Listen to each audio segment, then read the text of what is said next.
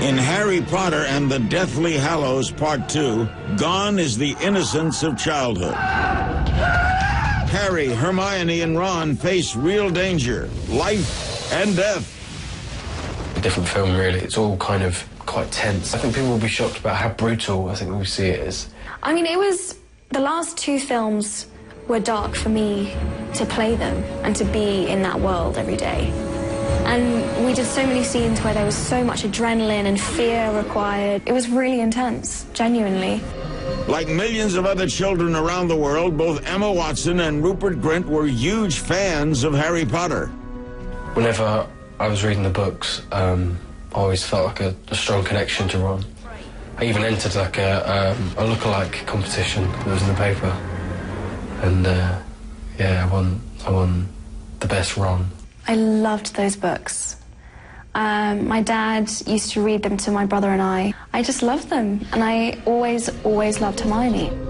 Watson and Grint have spent almost half of their lives playing Hermione Granger and Ron Weasley. And now, with the release of the final film, they look back to the beginning. Recently I saw our first audition when I first met Dan and Emma, and yeah, it does seem like such a long time ago. Nicholas Flamel is the only known maker of the Sorcerer's Stone. The what? I think we were just kind of reading.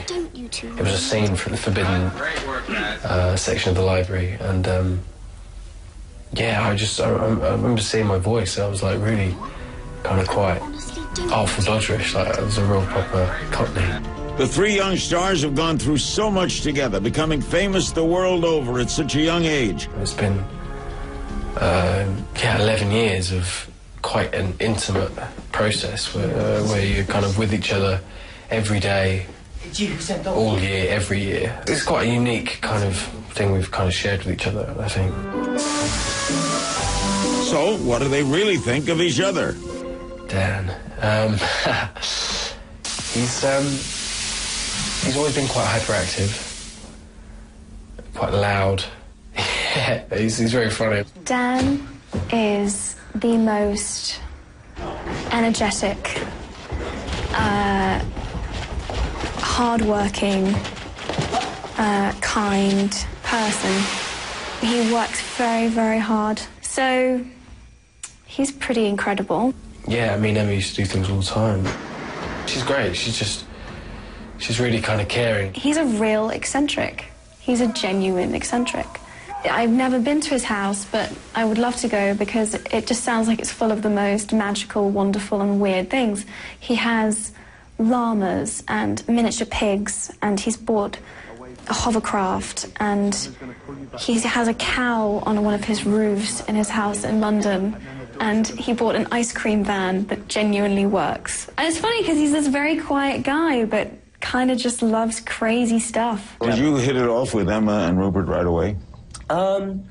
Yeah, I think so. I mean, grew I up remember, together, right? Yeah, we kind of had to, and we did. You bonded. Yeah, and I mean, Rupert and I particularly, Emma was always the, you know, kind of, when it came to preventing herself from laughing on set, she was the best. Rupert and I are terrible.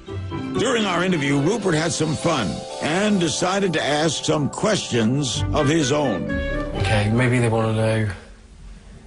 On the last day, I brought them both a trumpet. Yeah, they probably know why a trumpet. Do you know why? I just because he's mad and he's Rupert, I imagine, but I don't know. No, is that? It's crazy. I don't know if there is another reason behind it. There's no reason for a trumpet. No. Okay, so Dan, would you ever consider dyeing your hair ginger? Yes, but only for him. In a private moment. At his request, I would do that. And for Emma? Emma, who do you like best, me or Dan? Of course. Neither. I don't think either of them are that great. No, I'm joking. Obviously, I love them both equally, because that's the diplomatic answer. That's the right thing to say. Like their characters, Emma and Rupert have grown up in front of the world.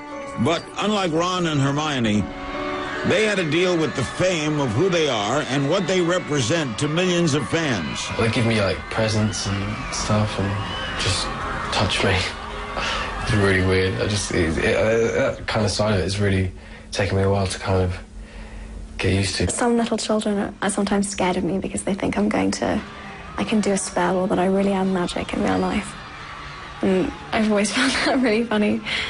And I try and kind of say, I'm not going to do anything to you. It's okay. Sometimes you can't convince them because they believe in it. They really believe in it. And now that it's over, the world and these actors prepare to say goodbye to Harry, Hermione, and Ron. It was quite a big kind of shock, really, kind of leaving it behind. I wasn't really prepared for kind of how I'd feel and how much it kind of meant to me. It's been pretty great to grow up being her, even though I wasn't spending so much time being me. I really do understand and realise that and feel good about it, and yeah, like really lucky, definitely.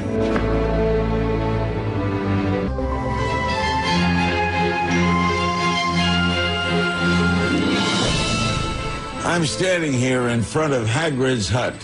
Hagrid, the half-giant, of course, was a friend and confidant to Harry and Ron and Hermione during their years at Hogwarts.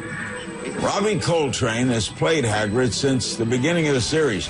He's just one of many acclaimed British actors in this very talented cast, including people like Maggie Smith and Alan Rickman and Helena Bonham Carter.